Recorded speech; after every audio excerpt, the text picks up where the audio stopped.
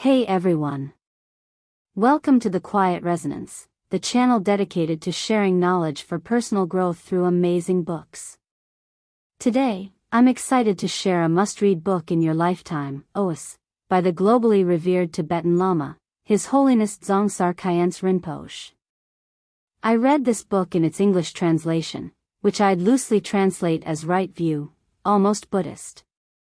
About 2,500 years ago, what did the Buddha awaken to that earned him the respect and admiration of humanity, even from modern scientists like Einstein? Who is a true Buddhist?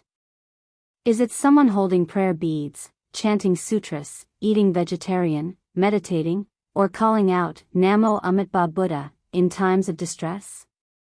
Does it require formally taking refuge in a temple, wearing robes, or following specific rituals? The truth is, many people don the saffron robes but act in ways that don't meet the standard of a Buddhist, while others, who've never encountered Buddhism, live like true Buddhists. In our material lives, we're drowning in anxiety. We can't compete with technology or outshine those with exceptional intellect or talent. What we earn never seems enough to satisfy our desires. Climate change, pandemics, chemical pollution, wars, economic crises, and countless other issues make us pessimistic about life. Spiritually, we lack the wisdom to choose a belief or faith that truly grounds us.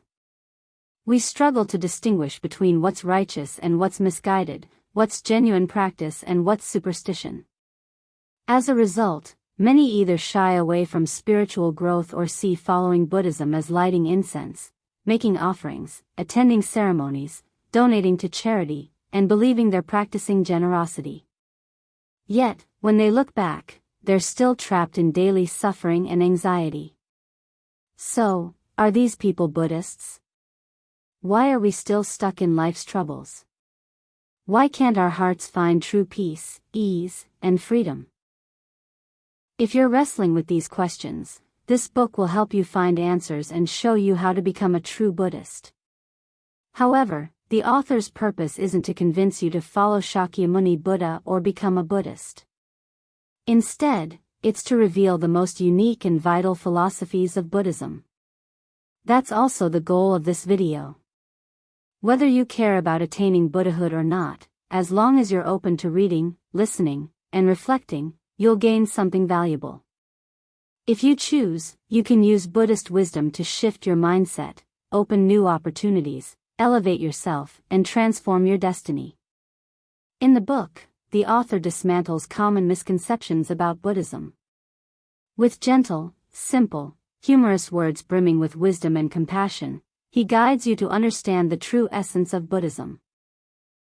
Those fortunate enough to read this book will grasp the meaning of impermanence, a term we often mention, and learn to free themselves from countless afflictions, let go of the ego, and step onto the path of awakening. His Holiness Dzongsar Khyentse Rinpoche, born in 1961, is a Tibetan Lama from Bhutan and the third primary holder of the Kagyu Vajrayana lineage, recognized as the second incarnation of the great master Jamyang Khyentse, an emanation of Manjushri Bodhisattva. Trained under some of the greatest Tibetan masters, he's one of the most widely recognized young Buddhist teachers for his creativity and innovation. He's also a filmmaker, having advised on Little Buddha and written and directed several films on Buddhist themes. Through his lens, he conveys Buddhist principles about reincarnation, nirvana, and life itself. His films, like a refreshing river, carry incredible energy and rich humanism, earning acclaim and awards at major global film festivals. This book is no different. It's a work that has profoundly impacted tens of millions of Buddhists worldwide, endorsed by international celebrities and renowned authors. I discovered it through Jet Li and Chen Kuan's recommendations, and after reading it, I wanted to create this video summarizing its insights, with a message: as long as you feel unease, there's a belief or faith to guide you. What makes a true Buddhist? How can we live a good life? Buddhism isn't about becoming a monk, eating vegetarian, chanting, or repenting before the Buddha. Though Buddhism spreads through religious forms, it's not about blind faith. Its essence lies in the Buddha's insights. From the start, the Buddha taught us 4 truths. First, everything is impermanent. Second, all emotions are suffering. Third, everything is empty. Fourth, nirvana is stillness. These 4 truths, known as the 4 Dharma seals, are the foundation of Buddhism. Seal here means a mark of authenticity, free of moral or ritualistic content, and not about good or evil deeds. The 4 Dharma seals are practical truths discovered through wisdom. If you accept and believe in these truths, you're a Buddhist. Conversely, no matter how much you adopt external Buddhist practices, if you don't grasp these truths internally, you'll never be a true Buddhist. The core value of this book is unlocking wisdom. The author says, right view is the heart of wisdom. With right view, you can awaken your innate wisdom. Right view is simply seeing the world accurately and logically. What's your perspective on the world? Right view is part of the Noble Eightfold Path, which includes right view, right intention, right speech, right action, right livelihood, right effort, right mindfulness, and right concentration, 8 paths to nirvana and Buddhahood. After reading this book, you'll see that the 4 Dharma seals form a complete, logical framework that can't be separated. Truly understanding them will transform your destiny profoundly. Let's start with the first truth of the 4 Dharma seals: everything is impermanent. To deeply understand impermanence, we need to revisit the Buddha's story. The Buddha wasn't a god, he was a human named Gautama Siddhartha, a prince of the Kapilavastu kingdom. He had every qualification, lineage, appearance, character, strength, to inherit the throne. But at his birth, a seer predicted he'd achieve greatness but would renounce the world to become a monk. Fearing this, the king ordered everyone to treat the prince exceptionally well from childhood, shielding him from the world's harsh realities to make him believe life was perfect. In this environment of ultimate privilege, the prince married and had a child. You'd think family life would soften his heart. But one day, tired of palace life, he ventured out and saw a frail, trembling beggar. He asked his attendants, "Who is this, and why is he like this?" They replied, "This is an old man. Why is he so pitiful, so ugly, so pained?" The prince pressed. "Will I grow old too?" "Yes, you will." "My father too?" "My son?" "They will too." The prince said, "Enough. Let's go home." The next day, he went out again, taking a different route, and saw a sick man lying there, groaning and vomiting. Never having seen this before, he asked, "What's wrong with him?" "He's not old, what's happening?" "He's a sick man," they answered. "What's a sick man?" "His body is ill." "Will I get sick?" "Sorry, prince, but you will." Shattered, he returned home. 2 days later, he ventured out again and saw people weeping as a body was carried to the river. Why doesn't he move? Why does his face look so terrifying? Who is he? "That's a dead man," his attendant said. Terrified, the prince asked, "Will I die too?" "Yes, you will. Everyone does." "My son too?" "Yes, your son too." The prince sank into deep thought. Back at the palace, he kept pondering, how can I keep my loved ones from dying? How can I escape the pain of birth, aging, sickness, and death? To many modern people, his questions might seem laughable. But think about it, what do we worry about daily? Will I get promoted? Can I make a big profit? When will I win the lottery? Where will I be buried? Our daily concerns are often more naive than the prince's. His questions are what we should truly reflect on. But how do we, in modern society, handle the pressures of birth, aging, sickness, and death. We're like kids distracted by a rattle, lured away from what matters. We avoid these issues, thinking death is far off, so we chase wealth and status, hoping to escape the suffering of life's cycle. Yet, this only deepens our suffering and delusion. The prince didn't do this. After returning to the palace, Gautama Siddhartha pondered these questions daily. How can we solve them? He decided to renounce worldly life. One night, while the palace slept, perhaps drunk from a feast, he left, abandoning luxury for spiritual practice.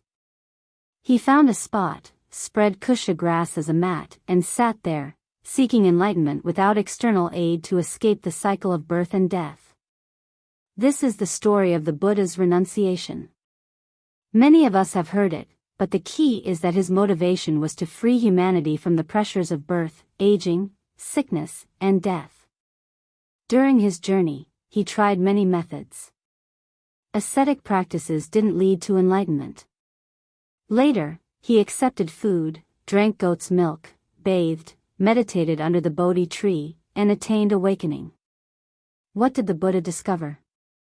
That night, he realized this isn't just human experience but that of all things. The entire world and universe are interdependent. Nothing exists independently. Everything arises from causes and conditions. If any factor is removed, nothing lasts forever. Thus, everything changes. He called this impermanence. Impermanence isn't just everyone dies. It means change. Everything in life changes. Yet, many of us resist this. We embrace the good side of impermanence but reject the bad. For instance, if you have a stomachache, you hope it'll pass. Without impermanence, that pain wouldn't change. It's about coming together and falling apart, birth when things combine, death when they dissolve. The philosopher Zhuangzi, a contemporary of the Buddha, said, "As soon as there's birth, there's death. As soon as there's death, there's birth." Everything endlessly combines and dissolves. But because human life spans decades, we think life should be long, good, and healthy. This expectation makes us resist change. The more we fight impermanence, the more anxious and pained we become. Some might say, how can I live without hoping for a better life? Who wants to die young? Isn't hope good? It inspires positivity. Consider the myth of Pandora's box.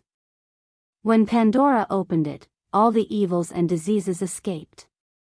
She slammed it shut, leaving only hope inside. Many thought hope helps us face life's disasters. But through the lens of impermanence, that box held humanity's harms. The last thing left, hope, is the greatest harm. As long as you hold hope or desire, fear lingers behind it. The root fear is death, followed by fears of loss, scarcity, failure, and so on. Buddhism doesn't tell you to stop striving but to diligently do what's within reach, pursue what you love from genuine passion, and create value. The key is to accept impermanence. Everything changes, bringing instability to the world and your life. Only then can you live calmly and freely. The author calls impermanence good news. Embracing it allows change, and suffering can gradually transform. Knowing you don't need excessive expectations lets you live in harmony with each moment. This ties to mindfulness, as we've discussed in past videos. Focus on the present to avoid obsessing over controlling the future or past. That's the first truth, everything is impermanent. The second truth, all emotions are suffering. Why did the Buddha say emotions are suffering? The root lies in the non-existence of the self. Self, tu na, is a Sino-Vietnamese term meaning, I or myself. We see our body, know our thoughts, act, and create the concept of I. We believe we're a distinct, real entity. But Siddhartha discovered no independent self exists inside or outside the body. It's an illusion. We cling to this I, prioritizing and protecting it, which breeds ignorance. The Buddha found there's no self, only ignorance. Not stupidity or sin, but not knowing the truth, misunderstanding, or knowing incompletely. These lead to misjudgments, overestimating or underestimating, creating emotions that plunge us into suffering. Some argue, not all emotions are suffering: love, joy, creativity, devotion, contentment, comfort. But for Siddhartha, anything uncertain or unpredictable is suffering.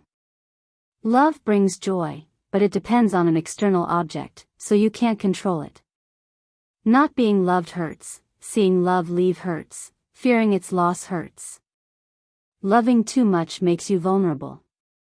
The more you focus on yourself, the more you amplify your emotions. Seeing someone else's heartbreak feels minor, but your own feels catastrophic. After such pain, you ask, why did this happen to me? Why did they betray me? Why did they leave after I loved them so much? You see your I as paramount. But that I is an illusion. Also, to protect and cherish this self, we chase joyful emotions. Joy is relative, swayed by external factors. Everyone defines joy and suffering differently. Every pursuit of happiness brings corresponding suffering. Chasing joy inherently involves suffering, like using a bamboo basket to scoop water. You end up empty-handed. Wealth, fame, status, achievements, loved ones, beauty, intelligence, all are temporary. Possessing them is suffering. That's why the Buddha said emotions are the root of suffering. What do? He taught the only way: wake up, be aware. Awareness lets you see things' true nature. Realizing the self you cling to doesn't exist reduces ignorance, thus suffering. Be aware to notice, examine, and trace your emotions' roots. They stem from ignorant misunderstandings. Stay aware to avoid ignorant joys. What are ignorant joys? Someone might say, these philosophies sound nice, but I don't care much. I'm happy making money, eating gourmet food, wearing stylish clothes. What's wrong with that? That's ignorant joy. The author nails it. Ignorant joy is nothing but overestimating benefits to yourself and underestimating obstacles. Thinking, I'm in a great state, so happy, blinds you to potential downsides. We filter joy, avoiding life's tests of birth, aging, sickness, and death, resisting impermanence. Some might say, if you follow these ideas, won't life be boring? After his realization, the Buddha wasn't bored, he was happier. His happiness wasn't overcoming pain or fleeting joy but a profound joy, termed great bliss, in Buddhism, the joy of awakened awareness, not external thrills. What's this joy of awareness? Understanding life's principles doesn't stop you from enjoying it. It makes life fuller by embracing its temporary ups and downs. Notice how enlightened beings or advanced practitioners view the world with humor, always smiling. They're in the joy of awakened awareness. The third truth: everything is empty. Siddhartha grasped the emptiness of existence, seeing that all we see, hear, feel, think, and know is empty. What's emptiness? Things arise from causes and conditions and cease when they dissolve. Emptiness means things lack inherent existence, not that they don't exist. The chair you're on is empty, not non-existent, but its presence comes from combined factors: our needs, materials like iron, nails, wood, and its maker. If any factor fails, say, we don't need it, or the wood or nails break, it ceases. Everything is empty. Why do we think things are real? We view the world through personal and collective habits, labeling things as real. This habit is so strong we ignore emptiness. Most don't seek enlightenment like Siddhartha. If everything is empty, what's life? He saw our experiences as a dream. Clinging to this illusory world as real traps us in endless suffering and anxiety, like a cocoon we can't escape. But realizing its imagination frees us. How do we free ourselves from illusion? Ever talk to the elderly? Many say, life's like a dream. They've endured pain, clung to people or things, but now see it all as light as a dream. That moment of seeing life as a dream is realizing emptiness. Don't wait until life's end to reflect on this. Be aware now to step back from this distorted world, let go of attachments, and harmonize with others. You'll stop obsessing over high-paying jobs, lovers who must love you forever, loyal friends, or kids turning out a certain way. Understanding emptiness frees you from endless societal fears and worries. You won't be indifferent but more compassionate, ready to help wisely. Karma is often seen as retribution in a moral system, good or bad karma. But it's just cause and effect, not about morality. The Buddha didn't set standards for good or bad karma. Actions pushing us from everything is impermanent, resisting change, yield negative results, called bad karma. Actions aligning with all emotions are suffering, accepting events, observing emotions without ego-driven ignorance. Yield positive results, called good karma. Siddhartha awoke to emptiness, not distinguishing good, bad, evil, or virtuous in things, seeing no difference between a grass mat under the Bodhi tree and a palace silk bed. Silk's value comes from human greed and desire. After grasping emptiness, don't rely on what's comfortable or familiar. With courage to transcend worldly logic and habits, you'll see emptiness as simple and even amusing, feeling lighter about life. The final truth, the hardest to grasp, is nirvana's stillness. You must awaken to the first three truths to understand it. Many believe the spiritual path's ultimate achievement comes at life's end, with full enlightenment after death, reaching a blissful nirvana. But for Siddhartha, it's not about happiness. His path didn't lead to happiness but to liberation from suffering, delusions, and illusions. Nirvana isn't happiness or its absence, it transcends dualities. It's a state of complete lightness and ease. Some Buddhists contrast nirvana with samsara. Waking from the dream is nirvana, staying in it is samsara.